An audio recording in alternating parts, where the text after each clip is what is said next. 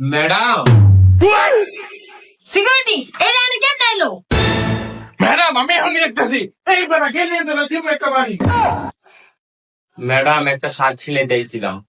ওই বেটা তুই সেলাই করাইতে নিয়ে এলি কি আমি সেলাই দিব রে? আমি আর বিজি আছি বিজি।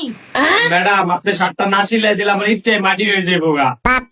ওই বেটা তোর ঈদ মাটি হলে আমি কি করবো? হ্যাঁ এতদিন কয়ে আসছিলি সারা বছর তো আমার কাছে কোনো ড্রেস সেলাই করতে নিয়ে হো না, তখন তো কও বেটি টেইলার্স কো হাত বালা না, বেটা টেইলার্সটা সুন্দর সেলাই দেয়। এখন যাও বেটা টেইলার্স কো কাছে।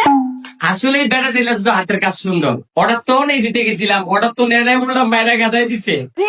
ওই সারা তুই ভাবলি কেমনে তুই আরেক জায়গাতে মাই খেয়ে আবি আর আমার এনে আইলে আমি তোর অর্ডার নিমু?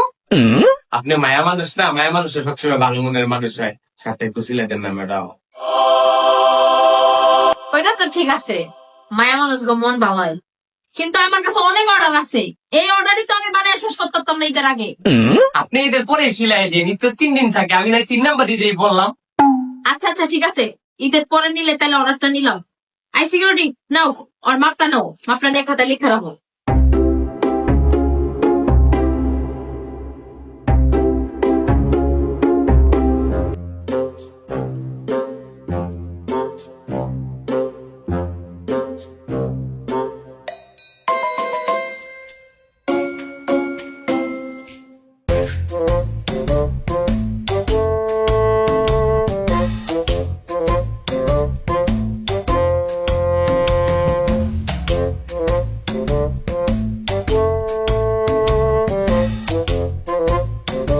আমার শার্ট কই?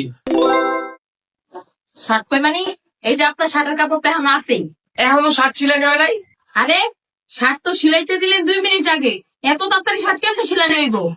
এই দেখো টেলার্স একটা সমস্যা, কিছু সিলাইতে দিলে দেরি করে ছিলাম। 1 ঘন্টা ভিতরে আমার শার্টটা সিলাই রাখবেন।